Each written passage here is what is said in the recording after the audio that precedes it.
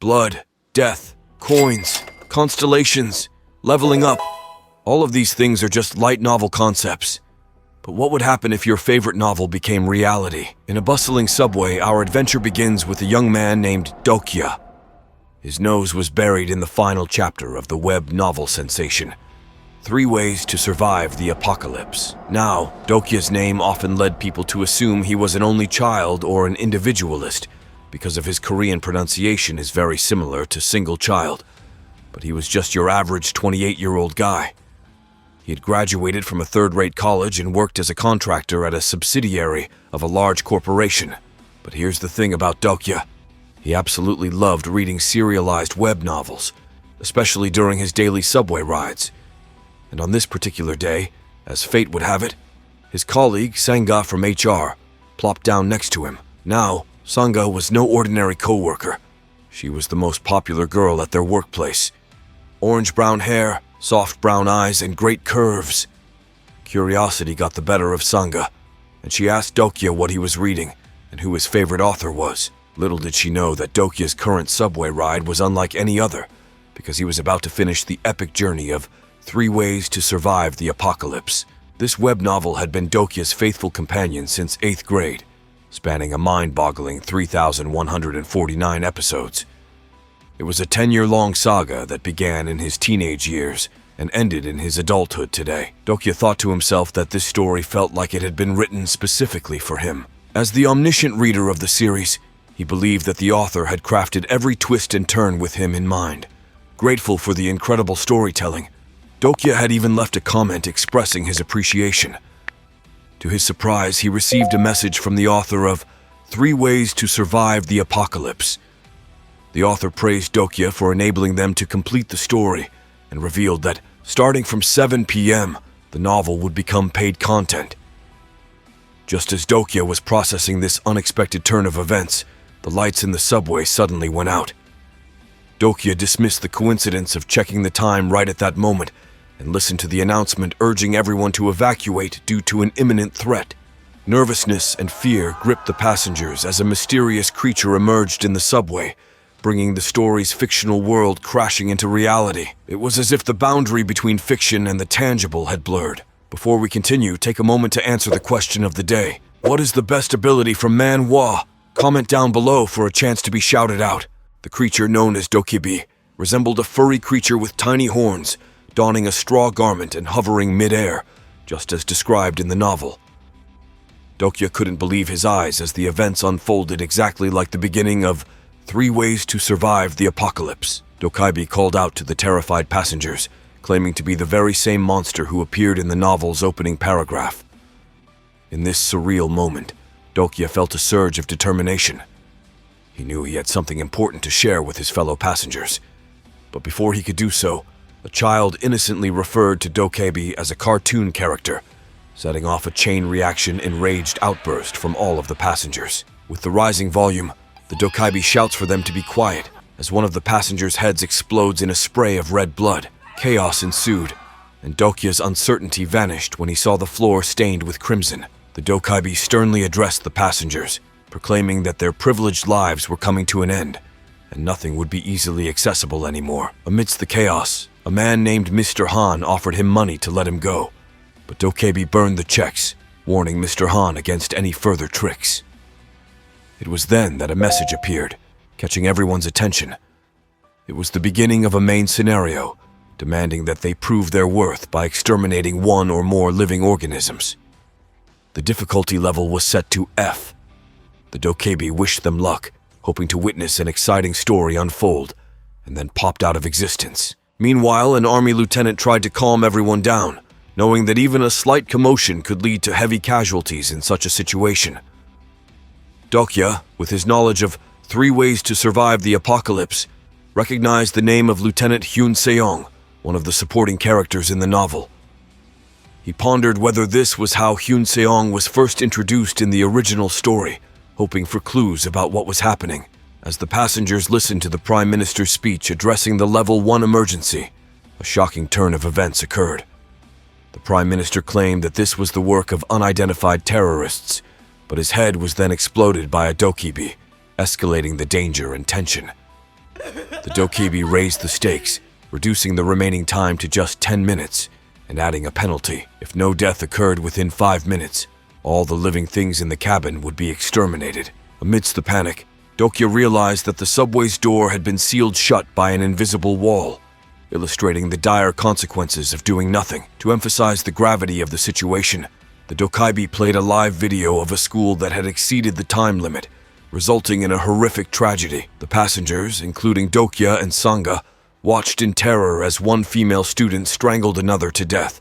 It was at this moment that Dokya and Sanga's lives took a new turn. Dokya discovered that the author of 3 Ways to Survive the Apocalypse had provided him with the novel as an attached file. Each survivor in the novel was given a unique attribute linked to a skill.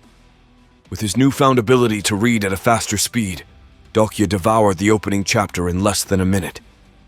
Suddenly, it struck him like lightning. Cabin number 3707. That's why he had felt so uneasy all along. He was in cabin 3807, but the protagonist of 3 Ways to Survive the Apocalypse was in the cabin behind his. What had happened to the people in cabin 3807 in the story? Dokya peered into the chaos unfolding in subway cabin 3807, realizing that only 2 people would survive there. In the midst of the madness, a familiar face caught Dokya's attention. It was Nam Woon, a character he knew from the novel. Dokya believed that Hyun Seong Lee and Nam Woon would be the survivors from cabin 3807. Nam Woon began to beat an old woman, but Mr. Han grabbed his hand. With no time to waste, Nam Woon frankly told Mr. Han that the army might not save them and that they had to decide who would die. It was a matter of life or death. With this, all the passengers began to mercilessly beat the old woman. Only Dokya and Sanga stood by and watched. Eventually, Dokya couldn't take it anymore, and as an explosion rocked the train, he sprinted forward towards the mob. He urged everyone to stop the senseless violence, to reconsider their actions and the consequences they carried. In that moment, he became the voice of reason and hope in the midst of chaos. Nam Woon, however, remained skeptical, questioning Dokya's proposal. He scoffed at the idea of sparing lives, suggesting that they should target losers like Dokya instead. But Dokya was steadfast in his belief that there was always an alternative, a way to survive without resorting to killing. With unwavering determination, Dokya clarified that the scenario demanded the extermination of living organisms, not necessarily human lives. He held up a bug, demonstrating that there were options beyond violence. It was a powerful moment that challenged the passengers to think beyond their instincts and consider the greater implications of their choices. The tension in the cabin subsided as the passengers began to see the wisdom in Dokya's words. They realized that survival didn't have to come at the cost of their humanity.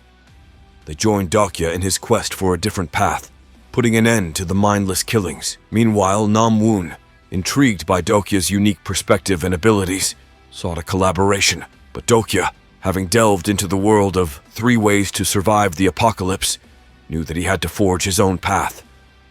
Rejecting Nam Woon's offer, Dokya remained true to his principles and convictions. Dokya, our knowledgeable reader, had a glimpse of what lay ahead for him in his future. Nam Woon, on the other hand, tried to catch Dokya off guard, but to his surprise, Dokya could read his thoughts and dodge. Fueled by his hatred for our main character, Nam Woon became enraged and attacked Dokya. Nam Woon possessed the skill of the Edgelord attribute, Grimdark Awakening Level 1. With a swift move, Dokya managed to dodge just barely. As their battle unfolded, Dokya's understanding of Nam Woon grew, thanks to his skill, Omniscient Reader's Viewpoint, reaching Level 1. Meanwhile, Dokya couldn't help but be confused the nature of this newfound ability. Despite Von Woon's relentless attacks, Dokya showed no signs of retaliation, leaving his opponent baffled. Unbeknownst to Nam Woon, Dokya's Omniscient Reader's perspective activated, granting him insight into Nam Woon's thoughts and actions. Dokya planned his moves accordingly, dodging Nam Woon's every strike. With only 2 minutes remaining, Nam Woon's attention shifted to an older woman in the vicinity. He believed that her survival was crucial for him to clear the scenario. Determined to kill her, Nam Woon drew his dagger, unlocking his knife-fighting Level 1 skill. In a swift motion, he stabbed at Dokya, who was shielding the old woman. It didn't hit any vital organs, but the cut burned with purple flames. As Dokia lifted the old woman to safety, he crushed the bug in his hand and gained a ton of coins.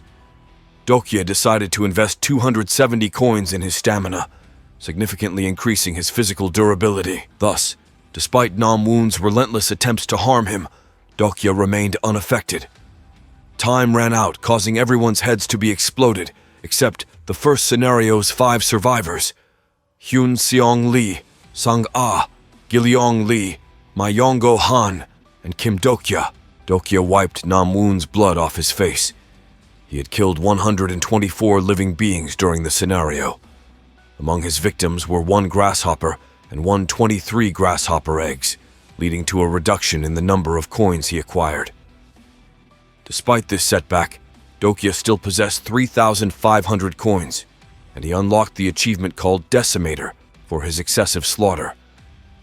During the scenario, Dokia looked out the window and saw an Ichthyosaurus sea serpent, a formidable snake-like monster. He claimed that such creatures would be classified as Grade 7 monsters in TWSA. In this world, scenarios took precedence, and creatures wouldn't attack unless provoked by participants in the system. Meanwhile, the Dokebi, the mastermind behind the scenarios, counted the stars as a reflection of how many constellations had subscribed to his channel in TWSA. Constellations were mysterious beings who live-streamed the scenarios across the cosmos. Dokia asserted that Namwoon was responsible for the deaths of most people in the cabin during the story.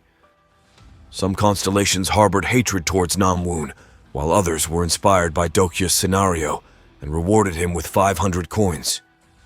Expressing his gratitude, Dokia thanked the constellations for their support. He questioned Gileong Lee about his desire to live and offered to collaborate with him.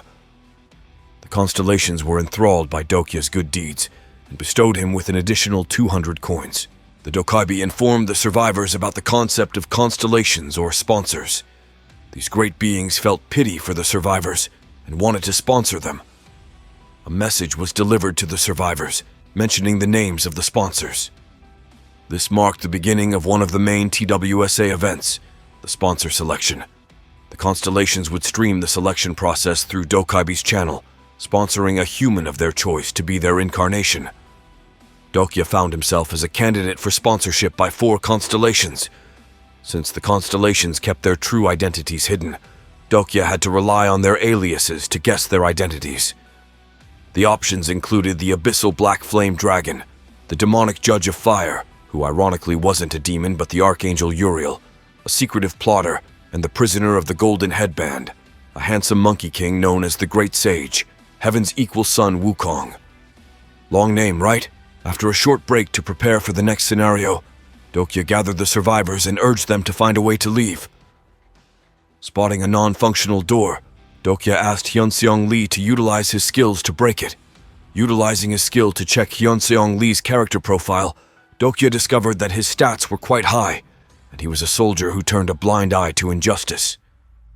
Chosen by a constellation, Hyunseong Lee presented an opportunity to escape for the group. Successfully breaking the door, they managed to escape the cabin, only to be met by an enraged Dokaibi. He presented the second scenario, which involved escaping by crossing a collapsed bridge and reaching Oksu Station within 20 minutes. Aware of the time constraint, Dokia instructed Sang-ah to run. However, they realized that they had gotten off the train too early, leaving them with a long way to go. As they raced against time, a fearsome sea serpent emerged, threatening to destroy the bridge. The Dokaibi, known for his love for adding twists, decided to make things more challenging. He unleashed the evil desires of the dead, causing black ether to rise from the surrounding earth and resurrect demonic beings. In this dire situation, Gileong and Hyunseong Lee found themselves on the other side of the collapsing bridge, while Dokia, Sang-ah, and Myongo were left behind. Fortunately, the constellation stepped in, activating their blessings. A light bridge materialized, allowing only an even number of people to cross. Realizing that there were 3 people remaining, Dokia knew that one of them had to sacrifice themselves. Myongo forcefully lifted Sang-ah and ran across the bridge, leaving Dokia behind. Dokia found himself on edge, his anxiety mounting. Determined to gain some insight, he attempted to use the character profile skill. But to his surprise, it didn't work on people who were not the characters of The Ways of Survival in the Apocalypse, TWSA. Undeterred as he was surrounded by zombies, he activated his bookmark number 1, marking the beginning of his grim and dark awakening. In a swift and impressive move, Dokya effortlessly dispatched the undead Namwoon, leaving him lifeless. As the countdown timer ticked away, he found himself surrounded by a horde of lifeless corpses. Just then, a tall man approached, and Dokya couldn't help but wonder if he was his next opponent. Doubt clouded his mind, fearing that he might not be able to defeat him. Seeking information, he activated the character profile, only to be overwhelmed by the sheer amount of data. Adjusting his approach, he switched to a character summary instead. The man introduced himself as Yu Jung-hyuk, possessing an impressive level 8 eye of the Sage skill. Yu Jung-hyuk was not only a professional gamer, but also a regressor, someone who had traveled back in time. In a shocking turn of events, Yu Jung-hyuk wrapped his hands around Dokya's neck, asking how he was still alive. A conversation ensued, with Dokya learning that Yu Jung-hyuk, now devoid of humanity, considered himself the most formidable character in the TWSA universe. As the tension mounted, Dokya pondered his chances of survival, weighing his words carefully. Unlocking level 2 of his skill, the Omniscient Reader's Viewpoint, Dokya was now able to delve into Yu Jung-hyuk's thoughts, gaining a deeper understanding of his intentions. The clock was ticking, with only 5 minutes remaining. Yu Jung-hyuk inquired about Dokya's involvement in Namwoon's demise. Dokya told him that they had cleared the scenario by killing insects, but Namwoon didn't make it. Utilizing his Eye of the Sage ability to reveal concealed information, Yu Jung-hyuk attempted to see if Dokya was telling the truth or not. As this happened, Dokya's never-before-seen fourth wall skill leapt into action, causing a momentary halt to Yu Jung-hyuk's Eye of the Sage. Yu Jung-hyuk, visibly taken aback, realized that Dokya possessed a skill capable of countering his own. Seizing the opportunity, Dokya challenged him, stating that Scenario 46 couldn't be accomplished alone. Offering his assistance, Dokya proposed that Yu Jung-hyuk join him, relying on Dokya's reader knowledge to fill in the gaps of Yu Jung-hyuk's future understanding. Cautious yet curious, Yu Jung-hyuk activated his lie-detecting skill, confirming that Dokya spoke the truth, leaving him astounded. Dokya questioned the completeness of Yu Jung-hyuk's future knowledge, urging him to embrace their partnership. As the scenario's time dwindled to mere seconds, Yu Jung-hyuk made a decision, choosing Dokya as his companion. Grabbing him by the collar, Yu Jung-hyuk led Dokya towards the Bridge of Light, but instead of crossing, Yu Jung-hyuk revealed his intentions to toss Dokya into the sea. Reminding Yu Jung-hyuk of their agreement, Dokya insisted on being treated as an equal. Just as Yu Jung-hyuk prepared to throw him, Dokya's words struck a chord. Hesitant yet intrigued, Yu Jung-hyuk smiled and dropped Dokya. Our protagonist plunged into the depths of the sea, where the treacherous sea serpent awaited, jaws open. Surprisingly, Dokya found himself intact, having survived the sea serpent's deadly jaws. In the stomach of the sea serpents, surrounded by a macabre scene of lifeless bodies, Dokya contemplated Yu Jung-hyuk's test of his worth as a companion. Determined to prove himself, Dokya proclaimed his strength and resilience, having earned the title of a survivor. Yu Jung-hyuk had evolved into a lone wolf through all of his regressions. Pushing these thoughts aside, Dokya couldn't ignore the impending danger as the stomach acid loomed closer. Just when things seemed dire, a familiar face emerged. The Dokaibi. Even in his predicament, Dokya exuded an air of calmness, as if he had been expecting the Dokaibi arrival. With time running out, Dokya's failure became apparent. As a penalty, the Dokaibi would claim his coins instead of his life. Undeterred, Dokya astutely deduced that failure allowed room for association, realizing that the penalty didn't mention anything about consequences. Impressed by Dokya's deduction, the Dokaibi revealed that all the constellations were watching Dokya closely. To exit the failed sub-scenario, Dokya would require a staggering 5,100 coins. Overwhelmed by the seemingly insurmountable cost, Dokya contemplated his options. The Dokaibi, offering a practical perspective, advised him to abandon the scenario if he wasn't willing to pay. Dokya, unyielding and resilient, retorted, dared the Dokaibi to kill him. Dokya knew that the Dokaibi couldn't do this as all the constellations had their eyes on him. Then, Dokya made a daring proposition to the Dokaibi, asking him to enter into a contract. But oh boy, did the Dokaibi scoff at Dokya's offer. You see, Dokya had refused all the offers from different constellations, and that made the Dokaibi think he was dealing with a truly insane person.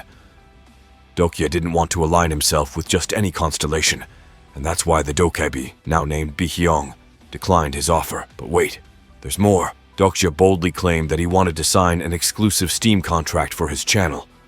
Can you believe it? Bihyong was taken aback by this audacity. A mere human mentioning a stream contract without any constellation support? Madness. But Dokya had a plan up his sleeve. He wondered what would happen if his incarnation performed better than any other incarnation, even without the help of a supporting constellation. He wanted to prove himself, and that's when he asked Bihyong to start the channel. Little did they know that a hidden scenario was about to unfold, leaving poor Bihyong utterly perplexed. The task window appeared, challenging them to kill the fearsome ichthyosaur and escape within 10 days. Talk about a difficult task. Failure meant certain death. Dokya didn't mess around. He threatened poor Bihyong, forcing him to open the Starstream cash shop. With 800 coins in hand, Dokya bought 4 bags of mucus and 4 thorns. What was he thinking? Dokya's strategy piqued the interest of a secretive plotter among the constellations. Bihyong saw potential in his unconventional methods, and negotiations for the contract terms would begin, but only after Dokya successfully cleared his scenario. Good luck, Dokya. And just like that, channel hashtag B7623 was finally active. Bihyong vanished without a trace. Dokya remarked that time was running out before the ichthyosaur's stomach acid started secreting. Gross, but Dokya had a trick up his sleeve. He applied mucus on the thorn, and when the ichthyosaur roared, he ascended with the aid of the mucus and thorn. He wanted everyone to know that he wasn't the story's protagonist. He was just an ordinary reader caught in an extraordinary tale. The constellations were amazed by Dokya's survival abilities.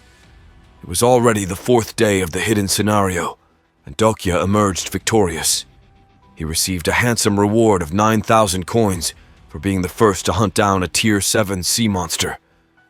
He even got an achievement reward of 1,000 coins. Lucky guy. Dokya felt grateful to be alive. But let's talk about his use of mucus and thorns. It astounded everyone, including Bihyong. It was hard for him to comprehend that the mucus from a hammer seahorse and the thorns could defend against the ichthyosaur's stomach acid. Talk about an unconventional survival technique. Dokya's stamina had increased to level 12, and he located the ichthyosaur's nucleus. He had big plans for it, intending to put it up for auction at the Dokaibi auction house. But wait, a stream contract agreement suddenly popped up. Dokya was surprised to receive an even better offer than he had anticipated, but stubborn as ever, he declared that he would take all the profit from the channel and declined to offer Bihyong even a single penny. That didn't sit well with Bihyong, who grew irate. Thankfully, after some back and forth, they finally agreed, and Dokya signed the contract. With the ichthyosaur defeated, Dokya moved on to the second central scenario area. But guess what? It was highly contaminated. Not one to back down, Dokya ventured into a convenience store to pick up some essentials for his survival. He used Elaine monkey lungs to counteract the lethal toxin. That's some serious preparation. But then, an injured girl called out to him for assistance. Always the hero, Dokya carried her on his shoulders, making their way towards the closest underground station, Geumho. Uh-oh. It was closed. But fear not. The girl told Dokya about Exit 4, another entrance. Dokya, being the risk-taker he is, used his thorn to open the shutter and enter the safe zone with the girl. Phew. But trouble followed them. Some folks showed up and demanded Dokya hand over the woman. Not on Dokya's watch. He grabbed his thorn and stood up to protect her. Dokya struck the leader while also checking his character profile. Kyolsu was a 34-year-old man who tended to overstate his fighting ability. Dokya had a hunch that he wasn't as strong as he was saying. Dokya questioned how Kyolsu had survived, as according to the novel, he should have been killed by Junghook. The 4th wall was obstructing Kyolsu's skull. Bluff, feeling a bit rebellious, Dokya stabbed his wrist with the thorn to shut the scumbag up. Chi, also feeling the weight of despair in his eyes, asked Dokya to kill him. And guess what? The sub-scenario had been fulfilled. Dokya received a reward of 300 coins. He lifted the girl, asking others to lead him to safety. The girl led Dokya to Geumho Exit 3. His arrival astonished Sanga, who ran to greet him. Dokya even gave chocolate to Gilyong and asked about Yu Jung-hyuk, who had left the station the day before. Dokya internally monologues about Yu Jung-hyuk. The man was a regressor, reliving his life repeatedly to achieve his goals. And now, it was time for him to move on. After being caught up, we learned that, oh no, Mr. Han had gone missing. Things were getting intense. The assailants surrounded them, but Mr. Han, being one of them, ordered Dokya to leave. Inho, the leader of the Kyoldou group, stopped Mr. Han and greeted Dokya. Dokya believed that Inho was the leader of the Kyoldou group. Inho announced to the crowd that Dokya had brought food for everyone. What a kind gesture. He welcomed Dokya to Geumho Station and even offered him a spot in their group. Inho proposed that Dokya lead the group with him. But Dokya had doubts. Should he really trust these people? Dokya didn't respond, and Inho merely asked them to find him if they had a change of heart and wanted to join his group. Dokya adamantly declared it would never happen. But little did he know what was about to unfold. As hunger gnawed at their stomachs, he graciously distributed food among his loyal squad. The anticipation grew as they prepared to savor the meal they had been waiting for. But then, with an angry uproar, a group of people approached, demanding their share of the food. They insisted that Dokya share the precious sustenance. Now, Inho was a character to be wary of, known for using the suffering of others as fuel for his own power and manipulating the masses. Depending on his actions, Dokya could either become a hero by sharing the food or a villain by hoarding it. With a mischievous smile, Inho chimed in, fueling the tension. People clamored for food, their voices echoing in the air. But Dokya remained unwavering as he declared his willingness to share the food, but not without a price. His response shocked Inho, who was taken aback by the demand of 10 coins per food item. Hui Wanzhong, appreciating Dokya for his previous aid, informed Sanga and Hyunseong about his selfless act of risking his life to retrieve the food and rescue her. They agreed to pay, and Sanga joined her finger with Dokya's to share the coins. Even Gilyong, who Dokya had gifted chocolate, paid 20 coins. Meanwhile, Huiwan couldn't help but remark that Gilyong was a better person than those shameless adults. Later the next morning, Inho announced to the crowd that they would limit the food to 3 biscuits per person, further inciting their anger. Inho activated his insight skill, turning everyone against Dokya. After that little incident, a grateful Huiwan thanked Dokya once again for saving her life. Curiosity piqued, Doc checked her character profile, discovering that she possessed the intriguing attribute of a crouching figure. Although her attribute information was still dormant, this detail bothered Dokya as it hinted at the potential for her to become an indiscriminate murderer. Just as their conversation unfolded, a black dokaibi appeared, imposing a penalty that shook everyone. All the food was banished, and a new survival fee was implemented, a daily withdrawal of 100 coins as payment. Those who couldn't afford it would meet a grim fate. Until the second scenario was resolved, the survival fee would be collected as a penalty. Dokya's mind-reading ability caught Inho's rage as he never anticipated such a turn of events. Inho, however, was aware of the food penalty, but the additional survival fee caught him off guard. Doc pointed out that these penalties were not part of the original novel, suspecting that his contract with Bihyong influenced the story. Turning to his squad, Doc asked if they should proceed with the monster hunt. They needed a team dedicated to completing the scenario. Inho inquired if Dokya would allow a new member to join their party, and Dokya responded with a disapproving tone, but still allowed the greasy businessman Myongo to join them. The group learned of a bug-collecting attribute possessed by Jillian, allowing him to converse with insects. Gillian activated his interspecies communication skills, informing Dokya and the others that the path ahead seemed safe for at least the next 100 steps. Sanga, however, suspected trouble up ahead as darkness loomed, blocking their route like an impenetrable wall. A new sub-scenario emerged, requiring them to hunt and cook a monster for sustenance. The difficulty level was rated as E, indicating a challenging endeavor. They stumbled upon a lifeless Tier 9 subterranean ground rat. Utilizing her kendo skills, Huiwon crafted swords from the rat's fossils. Drawing from BJ's knowledge of butchering monsters, courtesy of TWSA, Dokya led the team, advising them to spend their coins wisely to enhance their stamina, strength, and agility, while saving enough to pay the survival fee. Thus, the sub-scenario of hunting for food began. They confronted several ground rats, and amidst the chaos, a subterranean rat launched an attack on Mr. Han.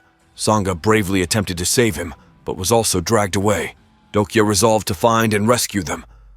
Taking Gilliong along for his tracking abilities, Dokya entrusted Huiwon's well-being to Hyunseong, who was aware that she wasn't feeling well.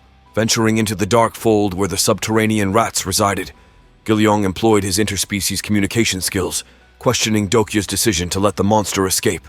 When the subterranean rat abducted Mr. Han and Sangha, Gilliong challenged Dokya about his actions. Doc revealed that the rats stored their hunted treasures in their lair, often containing rare and valuable items. To enter the lair, they would have to navigate the tunnels the rats had dug, and they would be led straight to Sangha and the treasure as well. Gilliong pondered if Dokya was the protagonist of the story, surprising Dokya with his intelligence. Dokya admitted his envy, but clarified that he was not the protagonist. Suspense heightened as the sub-scenario updated, leading them into the subterranean rat's treasure trove. They stealthily observed the captives, Sangha and Mr. Han, within the trove. Blaming each other for their predicament, tensions rose. In a moment of anticipation, Dokya threw his thorn, triggering anxiety in Mr. Han. Suddenly, a Warden of Dark materialized, initiating the sub-scenario of defeating the Warden. Without wasting a second, Dokya sprinted to save his friends. He untied them and faced the Warden. But the demonic king bestowed his blessings upon the Warden of Dark, raising the stakes. The Warden uttered demonic words that baffled Dokya, exuding a menacing aura that even his fourth wall skill struggled to neutralize. Nevertheless, Dokya pressed on, using his quick thinking to subdue the terror within himself. The battle ensued, and Dokya's plan to avoid combat was thrown out the window. In the heat of the fight, his fossil sword snapped, revealing that the Warden wasn't placed there by chance, but to prevent others from claiming the treasures. With determination, Dokya confronted the Warden, deploying the broken faith item received from the auction house as a bargaining chip. The constellations watched with curiosity as Dokya harnessed the power of broken faith, a degraded broken sword with limited durability. Dokya's White Star weapon aura, purchased from Bi-hyung after slaying Ichthyosaur, brought the Blade of Faith to life. With unparalleled skill, Dokya engaged the Warden in a fierce battle. He emphasized that it wasn't a fancy weapon that made a true swordsman, as he employed his bookmark abilities and bookmark number 2. The Warden howled in fury as Dokya relentlessly severed his tentacles. Sangha, astounded by Dokya combat prowess, questioned how he knew where to strike.